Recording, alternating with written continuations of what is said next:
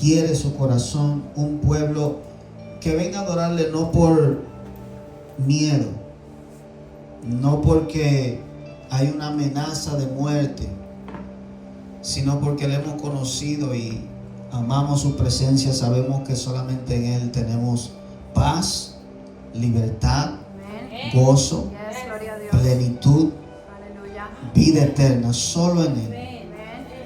Por eso Él merece la gloria.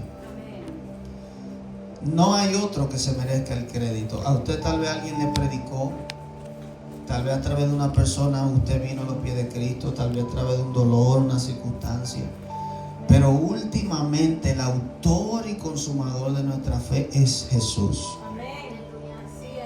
Nosotros no lo andamos buscando y Él nos buscó. Nosotros no pedimos que Él muriera por nosotros, pero Él murió. Entonces, Él merece por eso la gloria. Cada bien que usted ha podido sentir, cada alegría, cada gozo, cada paz, cada beneficio de esta vida, ha sido Él que se lo ha dado. Entonces por eso Él merece la gloria. Él se la merece. Hay gente que cuestiona eso y dice: ¿por qué Dios es un narcisista? Le han dicho a Dios. ¿Sabía? Hay personas que dicen: Dios es un egocéntrico. ¿Por qué hay que darle la gloria a Él? ¿Por qué Dios quiere la atención de la humanidad para Él solo? Y dice que no la comparte con nadie. Es porque esa persona habla en ignorancia. Si algo yo he venido a entender es que mi propósito de existir está en amarle a Él, en adorarle a Él. La adoración es la máxima expresión de amor hacia Dios. Es donde hay una comunión íntima con Él. Entonces, ahí es donde yo me siento seguro, en paz, tranquilo, lleno. ¿Cómo entonces no he de adorarle? ¿Cómo no tener la expectativa de venir a adorar a Dios? Si no hay ningún otro lugar, experiencia más maravillosa que estar en su presencia, adorar juntamente con los santos su santo, poderoso y glorioso nombre. Aleluya. Por eso el salmista decía: bueno es alabar a Jehová, es bueno, y cantar salmos a su nombre. Aleluya. Porque si hubiera otro, adoráramos a otro, pero Él es el único. Jesús nunca dijo a otro. Jesús dijo siempre: venid a mí. Jesús dijo: yo soy el pan de vida. Jesús siempre se señaló a Él: yo soy el camino, la verdad y la vida. Y no es cuestión porque cuando nosotros hablamos de nosotros, a veces nos tildan de egocéntrico, ¿verdad? Tú nada más hablas de ti. Tú nada más hablas de lo tuyo y de que Dios hizo contigo. Pero Jesús no es el caso de Jesús, porque Él es el único. Él mismo decía: si yo dijera otra cosa, hablaría mentira, pero yo soy la vida. Yo soy el príncipe de paz. ¿A quién voy a señalar? ¿A otro? No, a mí. Jesús sabes quién es para con nosotros. Aleluya. Qué bueno. Romanos capítulo 7, nos quedamos en ese capítulo la semana pasada. Hablamos la semana pasada versículos importantes. Versículo 14 del capítulo 6: porque el pecado no se enseñoreará de vosotros, pues no estáis bajo la ley, sino bajo la gracia. Y el versículo 23 que dice: porque la paga del pecado es muerte, mas la dádiva de Dios es vida eterna en Cristo Jesús, Señor nuestro. Versículos clave, fundamentales y necesarios de aprender y de memorizar, pues ellos nos ayudan a predicarle a otros y a entender las Escrituras. Pablo aquí está hablando, aleluya, sobre la ley, el contraste de la ley y la gracia, explicando paso por paso y con detalle lo que quiere decir ser salvo, a qué gracia nosotros hemos venido. Y él da diferentes ejemplos, como lo vamos a ver en el capítulo 7, la condición del ser humano, que a pesar de que sí, Cristo ya salvó nuestra alma, nos dio vida y somos una nueva criatura, todavía estamos en un cuerpo pecaminoso. Un cuerpo que siempre nos quiere incitar hacia a hacer las cosas pasadas que hacíamos. El viejo hombre. Y tenemos constantemente esa lucha. Por eso es que usted va a ver y ha escuchado de grandes cristianos, grandes hombres de Dios, que muchos se han descarriado. Hoy en día hay pastores que han cometido suicidio. Pastores, no simplemente gente. Pastores que conocen la Biblia, que hablaban en lengua y se han suicidado, sabiendo que el suicidio es muerte. Tú atentar con la vida de otra persona es pecado, cuanto más la propia tuya. Oye, tú te estás constituyendo Dios. Entonces, Pablo explica aquí en el capítulo 7 la condición del hombre. Aleluya. Capítulo 7, versículo 1, vamos a leer en el nombre del Padre, del Hijo y del Espíritu Santo. Sean todos bienvenidos a este estudio bíblico, donde estamos estudiando el libro de Romanos, capítulo 7. Aleluya. Y lo hacemos verso por verso, y mientras el Señor nos vaya indicando, pues vamos a ir explicando las Escrituras. Dice: ¿acaso ignoráis, hermanos? Pues hablo con los que conocen la ley, que la ley se enseñorea del hombre entre tanto que éste vive. Amén. Como les decía, Pablo está hablando de la ley. Y aquí él va a dar un ejemplo en cuanto a la ley y el matrimonio. Dice que mientras el hombre está aquí en la tierra bajo la ley se enseñorea. Habla como que es un señor, como si fuera una persona. Se hace dueño de aquel que está bajo la ley. Estar bajo la ley quiere decir someterse al rudimento, a las leyes, a los estatutos de Dios que Él mandó a través de Moisés. Cuando habla de la ley, siempre está hablando de los 5 libros, principalmente del viejo pacto. Y eso incluye también los profetas y todos los libros que están en la ley. Pero fundamentalmente los primeros 5 libros, leyes que Dios le dio al pueblo de Israel a través de Moisés. Entonces dice que la ley es como un señor. Y anteriormente en el capítulo 6 decía que el pecado también era un señor, que se podía enseñorear de ti, hacerse dueño de ti, hacerte esclavo. Dice el versículo 2, para él dar el ejemplo de lo que está hablando: porque la mujer casada está sujeta por la ley al marido mientras éste vive. Pero si el marido muere, ella queda libre de la ley del marido. O sea, da un ejemplo hablando de la ley y la gracia. Da un ejemplo en cuanto al matrimonio. Dios estableció el matrimonio. Hay gente, y conocemos gente que dice que el matrimonio se lo inventó el hombre. No, Dios estableció el matrimonio. El matrimonio es un pacto entre un hombre y una mujer, de serse fiel el uno al otro, de someterse conforme a las leyes de Dios, al amarse en las buenas, en las malas, estar unidos y serse fiel el uno al otro hasta la muerte. Entonces aquí él dice: porque la mujer casada está sujeta, está atada, está esclavizada, en otras palabras, está obligada por la ley al marido mientras éste vive, o sea, a estar con ese hombre. Eso es lo que dice la ley.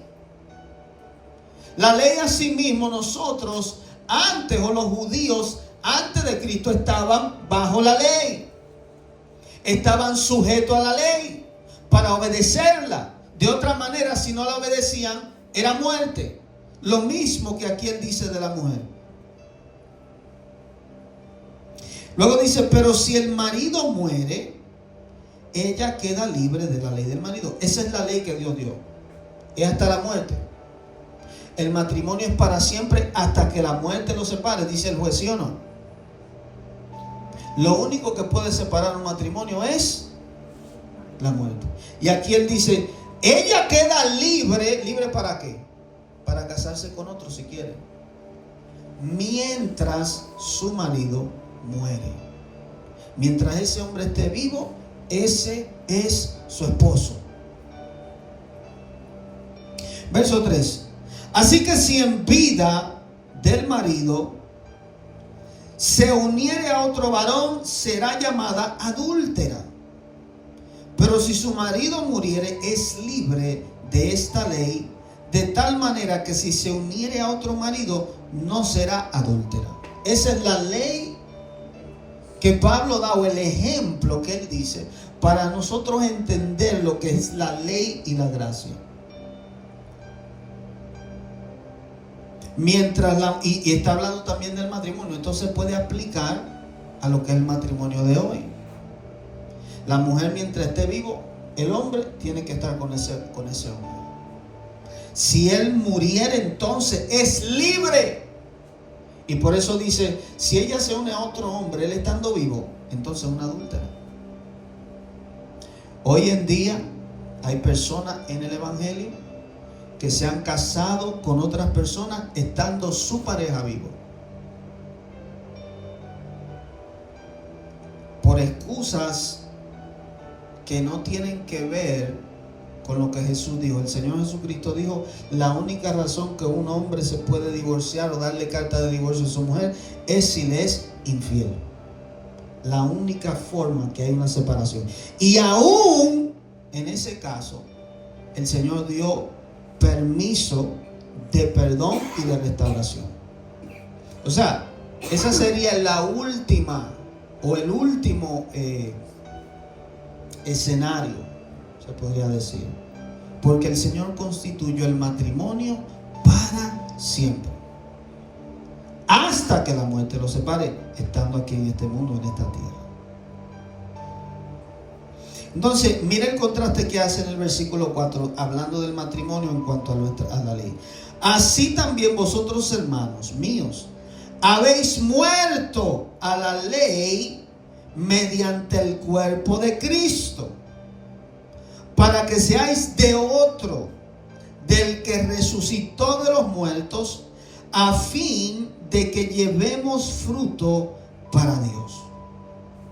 En otras palabras, él está comparando al hombre que muere, ¿verdad?, con nosotros. Que nosotros ya estamos muertos a la ley. No sé si me estás entendiendo. Y si no, pues guarde su pregunta para el final. Está haciendo la comparación de que el pueblo judío estaba bajo la ley, pero una vez que Cristo muere y nosotros morimos con Él en el bautismo, morimos a esa ley. Hay un divorcio, hay una separación. Y ahora le pertenecemos al Cristo que resucitó, que es autor de un nuevo pacto. Por eso Jesús dijo, ahora Él dijo aquella noche que fue entregado, esta es la sangre del nuevo pacto. ¿Para qué entonces quedaríamos bajo la ley? ¿Para qué entonces Jesús dijo un nuevo pacto? Dios hizo diferentes pactos en su palabra con diferentes hombres en diferentes tiempos. Y el pueblo judío hasta el día de hoy y parte de la iglesia siguen atados al viejo pacto como diciendo, Dios hizo este pacto y eso quedó ahí y no se puede abolir. La ley vieja, esa ley del Pentateuco, esa ley de los 5 libros, en parte ha sido ya abolida. Ya hoy no necesitamos hacer ritos de sacrificio de animales. Ya hoy no necesitamos hacer ciertos ritos, antes se llevaba, por ejemplo, las quejas del pueblo ante el templo, ante el sacerdote. Habían juicios y cosas cuando una mujer pecaba, cuando un hombre tenía lepra, habían ciertos rituales que se hacían. Ya hoy en día no son necesarios. Y hay muchas personas, el día, por ejemplo, el sábado, el guardar el día de reposo. Esas cosas en el nuevo pacto no se exigen. Pablo en muchas de ellas ni siquiera las enseña. ¿O acaso se equivocó el Señor Jesucristo en establecer a Pablo como nuestro maestro y que nos enseñara que había que guardar el sábado? Que nos enseñara que había que guardar las fiestas de Pentecostés, la fiesta de lo que los judíos celebran hoy, Purim y cuantas cosas. No nos dice que podemos observarlas si queremos, no que es obligatorio para la salvación practicarlas. Por eso él habla de la ley, le está hablando a judíos, que en ese tiempo, para que la gente pudiera venir a la salvación, ellos entendían, habían que judaizarlo, había que circuncidarlos, había que ponerse un manto, como el manto que teníamos por aquí, había que ponerse manto con franjas. Los judíos hasta el día de hoy cogen algo que se llama filantería y se lo envuelven en la mano, es un cordón negro que se lo envuelven en la mano, porque el Señor le mandó que atara los mandamientos en su cuello, lo pusieran en su frente y se lo ataran a las manos. Y ellos interpretaron eso, cogen una parte de la escritura, la ponen en una cajita y se la envuelven. Son ritos que hacen. Ya esas cosas no son necesarias, porque esas cosas que ellos practicaban físicamente ahora han venido a ser espirituales para nosotros. Antes, para yo recibir el perdón, tenía que sacrificar un animal que sufriera la muerte en mi lugar. Ahora entendemos que Jesucristo ha sido nuestro sacrificio y que cada vez que, si alguna vez pecamos, podemos venir delante de Él y pedir perdón.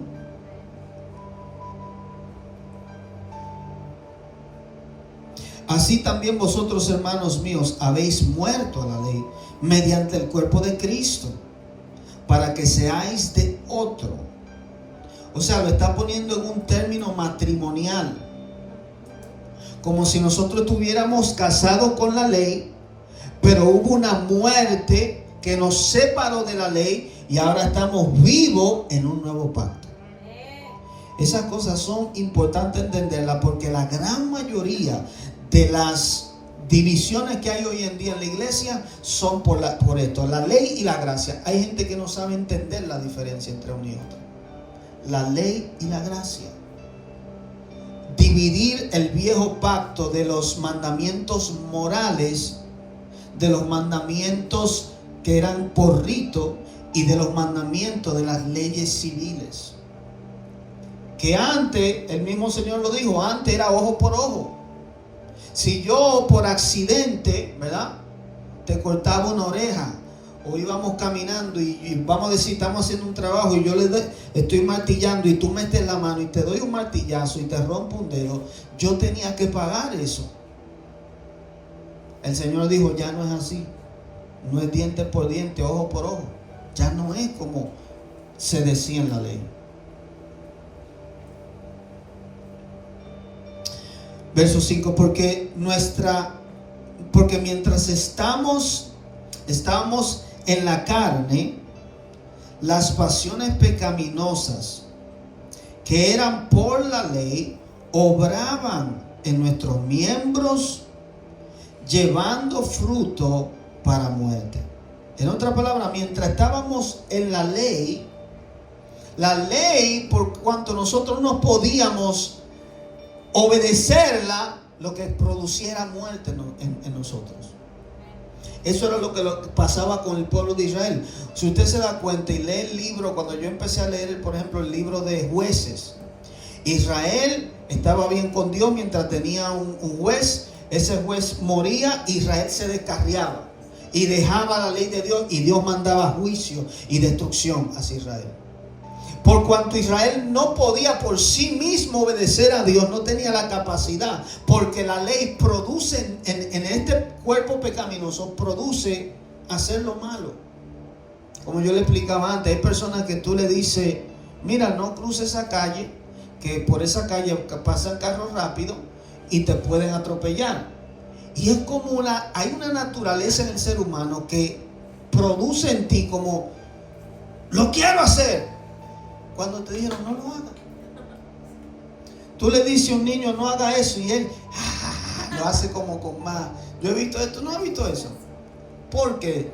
Porque hay una naturaleza rebelde en el hombre. Entonces Dios le da la ley a Israel para beneficiarlo, para librarlo de los demonios, de la muerte, de que Dios se ira en contra de ellos. Pero el hombre en su capacidad no podía obedecer esa ley y terminaba transgrediendo, pecando y Dios enviando juicio. Entonces Dios dijo, no funciona. Tengo que enviar a mi hijo para que salve a la humanidad por gracia, sin las obras de la ley. Verso 5, porque mientras estábamos en la carne, las pasiones pecaminosas, oye, son pasiones que están en la carne, que eran por la ley, obraban en nuestros miembros. Cuando habla de miembro, está hablando de las partes de tu cuerpo, los ojos. Con los ojos se peca, con el oído, con la boca, tus partes genitales, llevando frutos para muerte. Pero ahora estamos libres de la ley. Oiga cómo él lo pone. Cuando dice libre, quiere decir que no estamos sujetos, no estamos atados a ella. Por haber muerto para aquella en que estamos sujetos. De modo que sirvamos bajo el régimen nuevo. O sea que Dios no quiere decir que Dios no dejó sin ley. Dice bajo el régimen nuevo. Un nuevo pacto. Con leyes del viejo, pero ahora dirigidas por el Espíritu. Dice, muerto por aquellas que estábamos sujetos, de modo que sirvamos bajo el régimen nuevo del Espíritu y no bajo el régimen viejo de la carne, de la letra. Por eso es que hay personas que el Señor le puede decir, mira, no quiero que te ponga esa ropa. El Espíritu te puede decir, mira, no quiero que te ponga ese arete.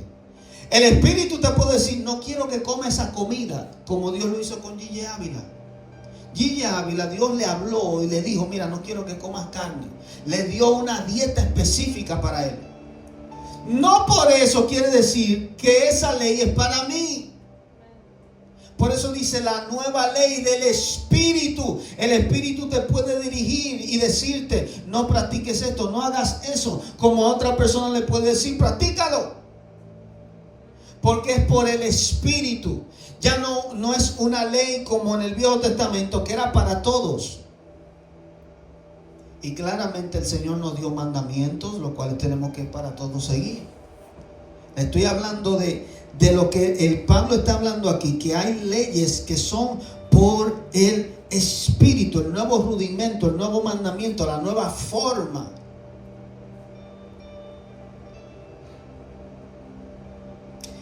Y no bajo el régimen viejo de la letra.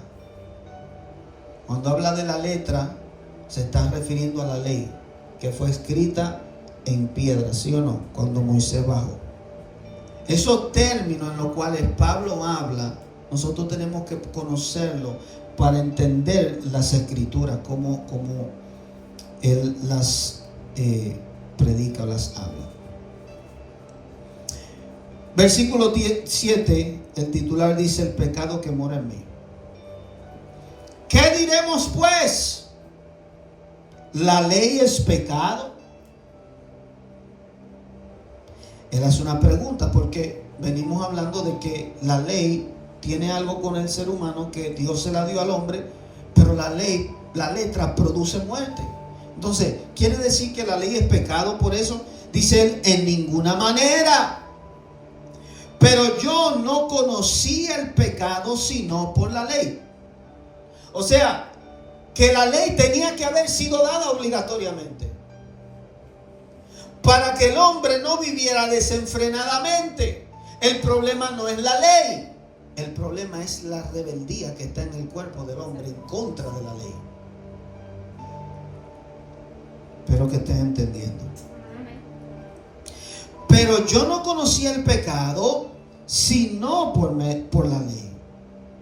Porque tampoco conociera la codicia si la ley no dijera, no codiciarás. O sea, en otras palabras, si Dios hubiera decidido no dar la ley, nosotros hubiéramos estado pecando por ignorancia, pero aún desagradando a Dios. Entonces, Dios lo hizo de una forma sabia e inteligente. ¿Por qué Jesucristo no vino desde que Adán pecó?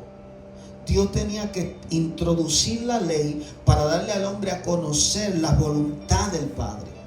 Y que entonces viniera Jesucristo en su tiempo dado para cumplir la ley completamente, para que el hombre también en esos años se diera cuenta que no podía cumplir la ley y que se quedara con la única opción de que Jesús es el Salvador que necesita. ¿Para qué? Para que nadie pueda jactarse y decir, yo cumplí la ley. El único que lo pudo hacer fue Jesús. Ningún hombre va a poder ante el trono del Señor decir, yo la cumplí. Porque entonces el que la cumple puede tener lo mismo que Jesús tuvo.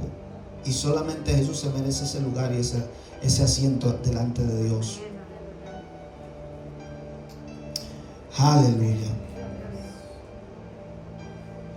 Mas el pecado, oiga cómo él habla en cuanto al pecado. Tomando ocasión por el mandamiento, habla como si fuera una persona, como si fuera una entidad. Produjo en mí toda codicia, porque sin la ley el pecado está muerto. Si no hay ley, ¿cómo Dios me va a culpar a mí de pecado? Mas sin embargo, aunque no me puede culpar, no quiere decir que a Dios no le moleste. Cuando Caín mata a Abel, a Dios le molestó. El hecho de que Israel, antes de la ley, estaba haciendo cosas pecaminosas, no quiere decir que a Dios no le molestaba. Pero el Señor en su justicia tampoco le inculpaba de pecado, porque Dios nunca había dicho, no hagas eso. Por eso tú ves en Génesis ciertas cosas que se hicieron, que Dios como que la toleró. Mas cuando vino la ley, Dios era muy fuerte. Cada vez que Israel pecaba, usted veía que el Señor mataba a miles de personas. Y yo decía, pero wow, Dios mío, pero ¿y qué pasó aquí? ¿Por qué tú eres tan radical? Dios era para mostrar lo serio que el Señor estaba con el pecado. ¿Qué tanto al Señor le molesta? Dios no va con eso. Y yo sin la ley vivía en un tiempo. Pero venido el mandamiento, el pecado revivió y morí. En un tiempo nosotros todos no sabíamos el bien y el mal. Éramos inocentes. Por eso a un niño muchas veces hace cosas malas y Dios no lo inculpa de pecado. Porque no conoce el bien y el mal. Pero él dice, yo sin la ley viví en un tiempo. Pero venido el mandamiento, cuando ya tú conoces, un joven conoce, mira, eso no se hace. Eso está mal. Ya entonces dice, el pecado revivió en mí y morí. Si usted se da cuenta, y eso lo tengo por experiencia y por lo que lo he escuchado de tantas personas, dicen a la edad de 11, a la edad de 12 años, a la edad de 10 años, tuve esta experiencia, tuve esto y fui marcado y esto pasó en mi vida y mis papás se divorciaron o algo sucedió en esa edad, en ese intervalo de tiempo. En ese tiempo fui introducido a la pornografía, en ese tiempo algo sucede. Porque es el tiempo donde ya el niño pasa de ser niño y ya lo que es el mandamiento de Dios, saber el bien y el mal, hay una conciencia que le dice, tú lo hiciste mal. Y ya desde ese tiempo Dios le empieza a correr su cuenta pecaminosa. Y Satanás no pierde tiempo en marcar a esa persona con alguna ligadura, con algún trauma, con algo para que ese niño, esa persona quede marcado. Porque él sabe, él vio desde el principio de que Adán pecó. oh, Adán pecó y Dios lo echó. Entonces cuando Dios lo echa, yo puedo entrar en la vida de Adán y reinar por el pecado en esa vida. Entonces por eso Satanás está atento a la vida de los niños, para él poder tomar posesión. Por eso Dios quiere que se los dediquemos a él. Dios quiere que le dediquemos a nuestros niños, no que lo bauticemos, que lo dediquemos, porque ya hay una protección en ellos. Pero los niños que no están dedicados crecen y ya Satanás tiene parte en sus vidas. Son cosas muy serias. Yo sin la ley viví en un tiempo, pero venido el mandamiento, el pecado me revivió y morí. Y hallé que el mismo mandamiento que era para vida, a mí me resultó para muerte. Lo que le expliqué anteriormente. Dios le da a Israel la ley para que no peque contra de Dios y Dios se aire en contra de ellos y lo destruya. Sabiendo Dios que habían espíritus inmundos y un reino de Satanás que quería destruir a Israel, Dios dice, le doy la ley para que vivan bien y todo les salga bien. El problema es, como le expliqué antes, el hombre en su naturaleza pecaminosa, sin tener el Espíritu Santo, sin haber nacido de nuevo, no podía guardar la ley. Entonces, ¿qué pasa? Que le resultó para mal en vez de para bien.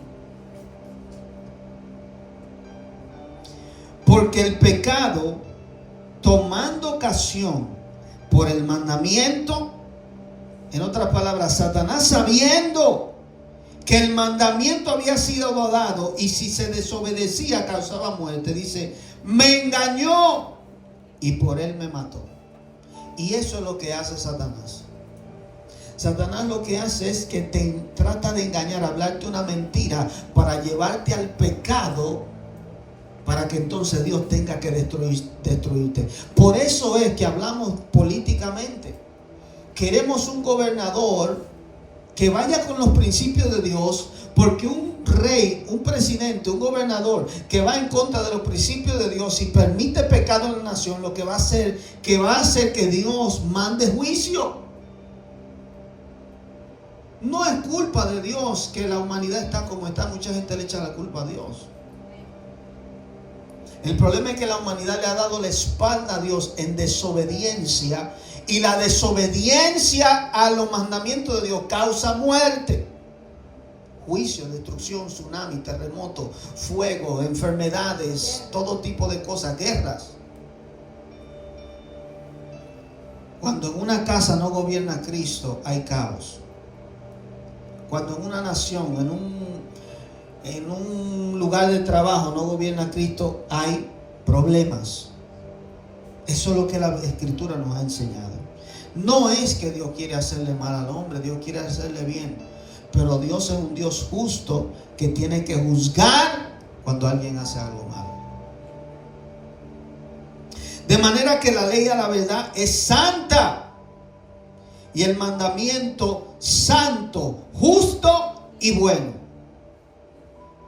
Luego, lo que es bueno vino a ser muerte para mí, en ninguna manera, sino que el pecado, para mostrarse pecado, produjo en mí la muerte por medio de lo que es bueno, a fin de que por el mandamiento el pecado llegase a ser sobremanera pecaminoso.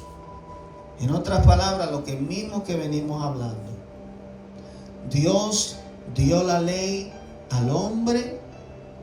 El hombre, por su naturaleza pecaminosa, no la podía cumplir, y Dios tuvo que permitir ese periodo de tiempo para darle a entender al ser humano. Todo el tiempo desde la ley hasta Cristo hay un aproximado de 1500 años, para que Israel entendiera y todo lo que se escribió y el mundo a través de las escrituras entendiera, ningún hombre tenía la capacidad de cumplir la ley por completo. Todos los hombres estaban o están bajo la condenación de Dios. Si es por la ley solamente, nadie la puede cumplir. Y para dar a entender que la desobediencia de Adán vino a traer destrucción al mundo. Todo lo que nosotros estamos pasando es para nosotros entender, Dios no quiere que esto se repita nunca más. Dios no quiere que esto en la eternidad, mientras estemos en el cielo, nunca más este desastre vuelva a ocurrir. Porque todo lo que el hombre pasa hoy, las guerras, las enemistades, los abortos, la perversión, el homosexualismo, todo lo que el hombre le pasa y está pasando, el hambre que hay, la desconsideración de que existen hombres con mucho dinero en la tierra, con mucho poder y no pueden acabar con la pobreza, no pueden ayudar al prójimo. Este mundo, si obedeciera los mandamientos de Dios, estuviera bien. Pero el pecado hace que el hombre se desensibilice, sea egoísta, que no quiera, simplemente busque lo suyo, el bien suyo y no el del otro. Por eso Dios da la ley, para que el pecado se muestre sumamente pecaminoso y tengamos una sola opción, que es Cristo.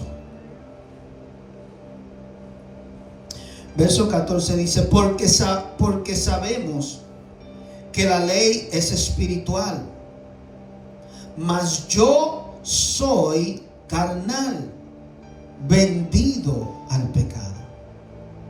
Pablo entiende que él es un hombre que sí ha nacido de nuevo, que tiene una espiritualidad, pero todavía está en un cuerpo que anhela y le gusta el pecado, que es rebelde a las cosas de Dios. Por eso usted tiene lucha muchas veces en venir a la iglesia.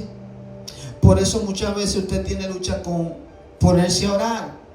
Y cuando tú te pones a orar, llevas 5 minutos, 10 minutos y hay una ansiedad en ti, en tu carne, muchas veces que te dice, párate, ya, estoy cansado, la pierna me duele. La carne empieza a hablarte con sentimientos.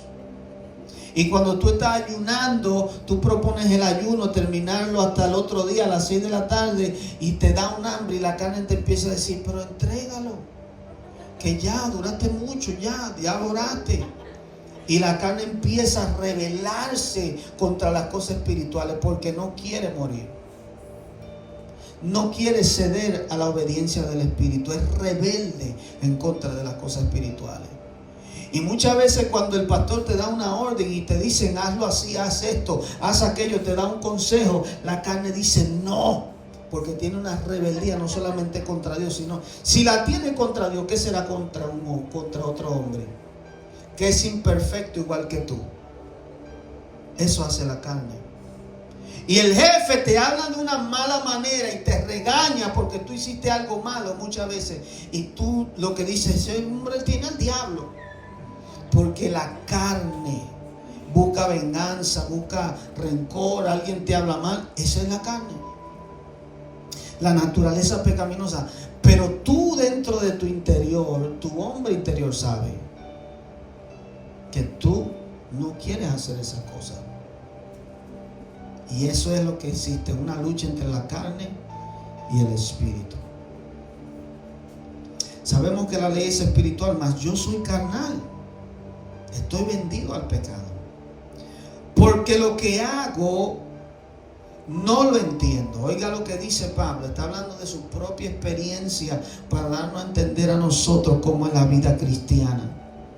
Lo que hago no entiendo. ¿Por qué él dice no entiendo? Porque él quiere hacer lo bueno y termina haciendo lo malo. ¿Cómo es posible? Y eso es la experiencia de cada uno de nosotros. Tú sabes lo que tienes que hacer. Tú sabes que muchas veces tienes que humillarte, pedir perdón. Y la carne, el orgullo de la carne te dice no. Te van a ver al menos. Te van a ver como que tú eres débil. Te van a considerar alguien, como dice en mi país, un mamita. Tú sabes lo que tienes que hacer. Y la carne se revela el orgullo. Tú sabes que hiciste algo malo y no puedes venir y pedir perdón. No puedes venir y hacer lo correcto.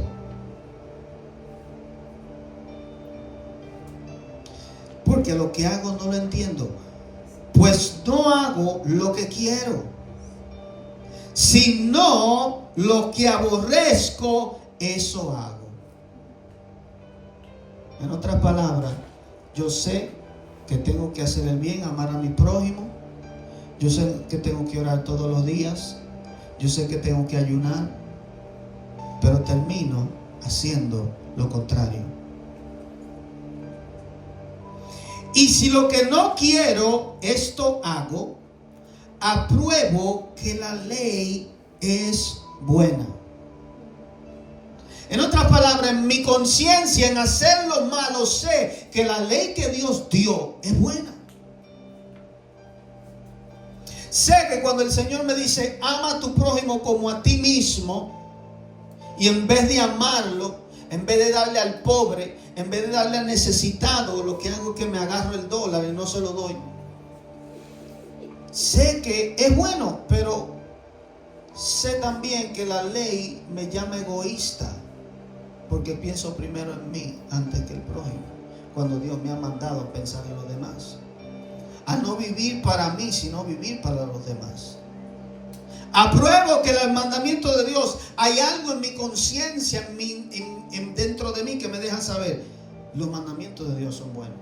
Esa es una de las cosas que me ha convencido de que Jesús es el Salvador real. Que cuando yo estudio sus mandamientos, si alguien estudia los mandamientos del Señor y los aplica y los vive, puede vivir como un ser humano perfecto. Si los aplica, si los vive. Sus mandamientos son muy buenos. Ama a tu prójimo como a ti mismo. Hazle bien a los demás. Si todo el mundo practicara eso, no hubieran problemas en el mundo. Aleluya. Verso 17. De manera que ya no soy yo quien hace aquello, sino el pecado que mora en mí. Espérate. ¿Jesucristo no pagó por mi pecado? ¿Jesucristo acaso no derramó su sangre para hacerme libre del pecado? ¿Por qué Pablo dice entonces que lo que él quiere hacer no lo hace, sino que el que lo hace es el pecado que mora en él? Cuando él habla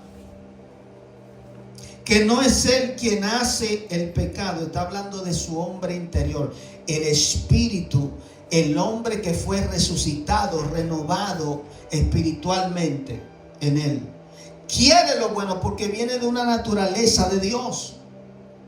Pero hay otra naturaleza en mí que vive conmigo todos los días, que yo le digo, levántate, vamos a orar, y me dice no. Le digo, vamos a ayunar, me dice no. Le digo, vamos a hacer algo bueno, me dice no, se opone. Y por eso le explica, sino el pecado que mora en mí. Queriendo decir, no que Jesucristo no me perdonó del pecado, sino que este cuerpo está viciado. Cuando habla de estar viciado, quiere decir que para yo ser libre de este cuerpo pecaminoso, Dios tiene que destruirlo. No lo puedo enseñar, no lo puedo domar. Tiene que morir. Y todos los días de nuestra vida, oiga bien, escúcheme, todos los días de su vida, todos los días, hasta el día último de su vida, hay cosas con las cuales usted va a tener que resistirse. No porque usted la quiera hacer, sino porque este cuerpo, Satanás sabe cómo influenciarlo. El enemigo tiene formas de cómo hacerte caer a través de un cuerpo, a través de una persona, a través de circunstancias. Él crea cosas para que tú caigas y te descuides. Porque Él sabe que esta carne es nuestra enemiga. Él sabe que nosotros no queremos hacer lo malo y Dios lo sabe también. Pero la carne que es rebelde lo quiere hacer. Y yo sé que en mí, esto es en mi carne, no mora el bien. Cuando Él habla de Él, está hablando de mí, de mi carne, porque vivo en ella. No mora el bien, porque el querer el bien está en mí. Quiero hacerlo, pero no el hacerlo.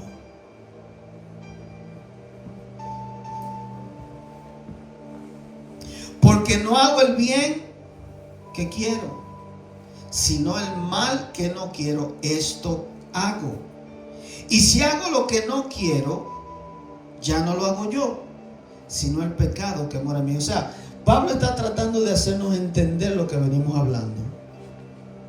Cristo nos salvó, nuestro espíritu ha sido salvo, nuestra alma tiene que ser renovada a través del conocimiento de las Escrituras, pero esta carne le gusta la comodidad, le gusta mucho dormir, le gusta ver mucho televisión, le gusta la gritería, le gusta maldecir, le gustan muchas cosas malas.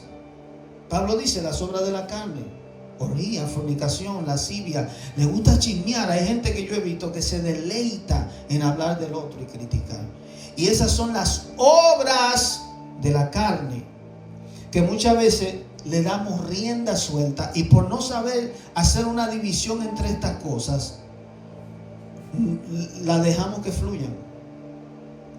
No es tu ser interior. Por eso es que tú las practicas y las haces. Después, cuando Dios, en un momento de que estás callado y meditando, tú te acuerdas de esa cosa y dices: wow, lo hice mal, no lo hice bien,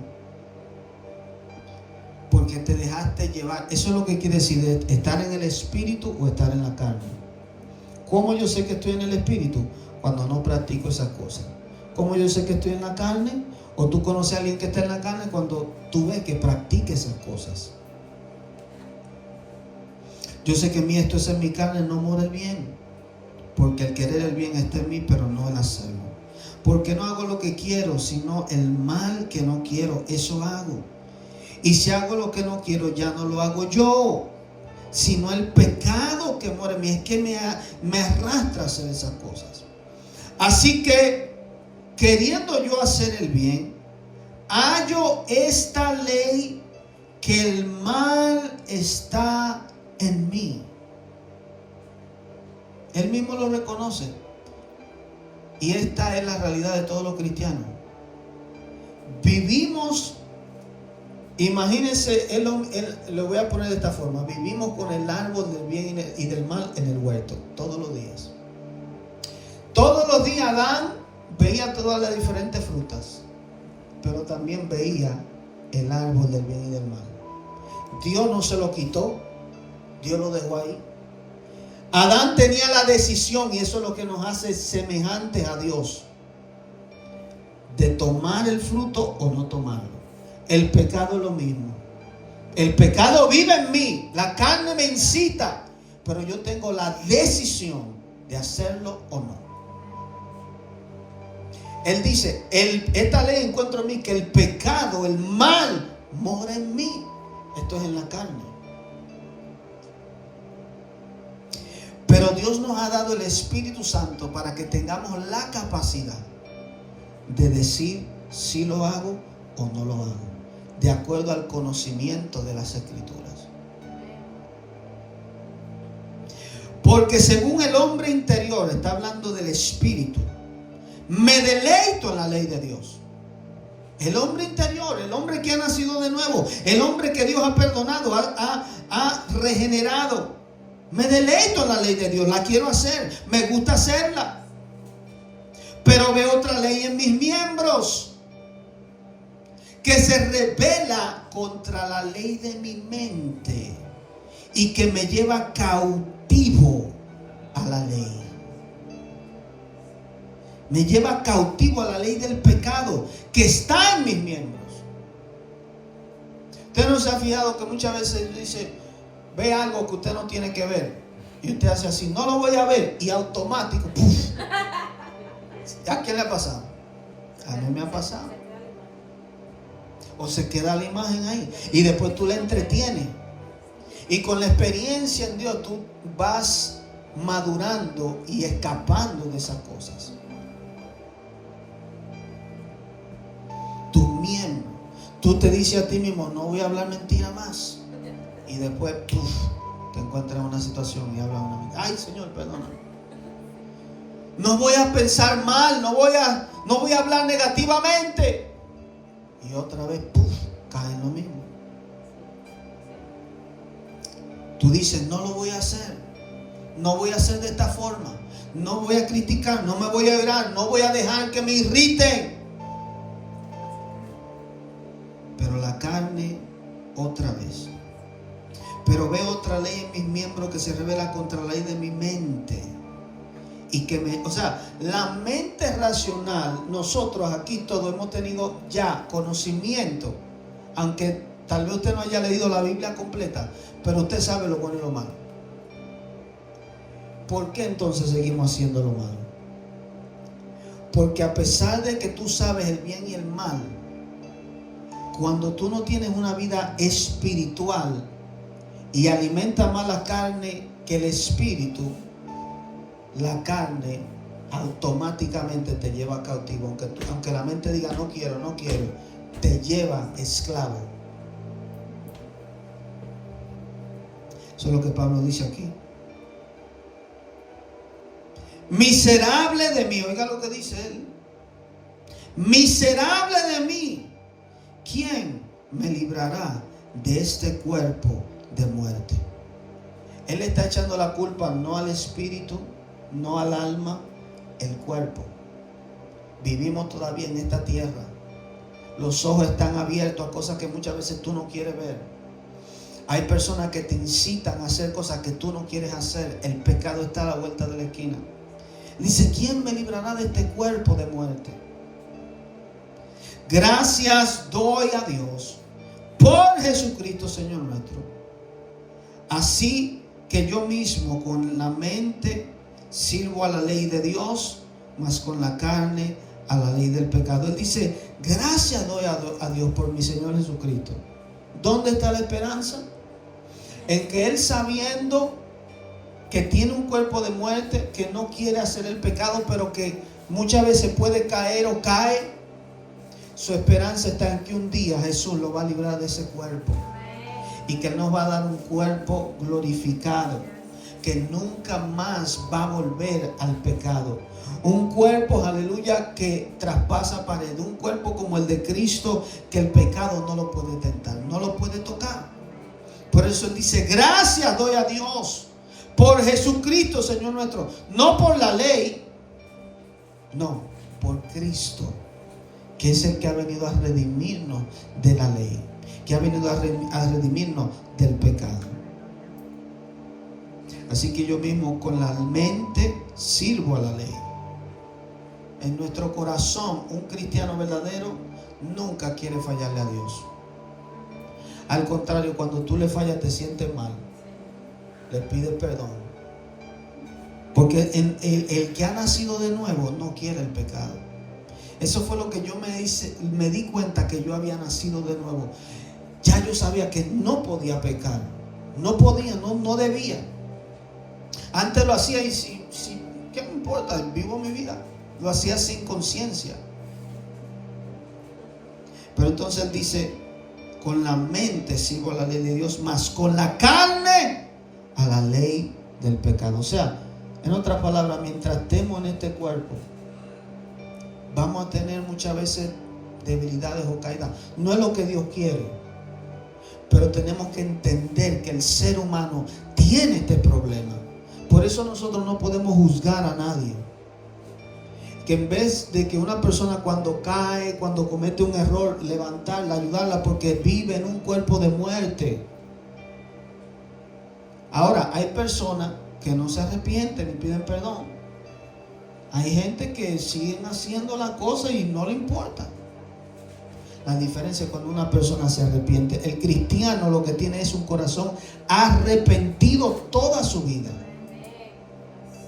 para no pecar contra Dios. Aleluya. Pues hasta ahí lo vamos a dejar. Continuamos la semana que viene en el capítulo 8, donde dice viviendo en el Espíritu. Aquí Él habla de la ley de la carne, ¿verdad?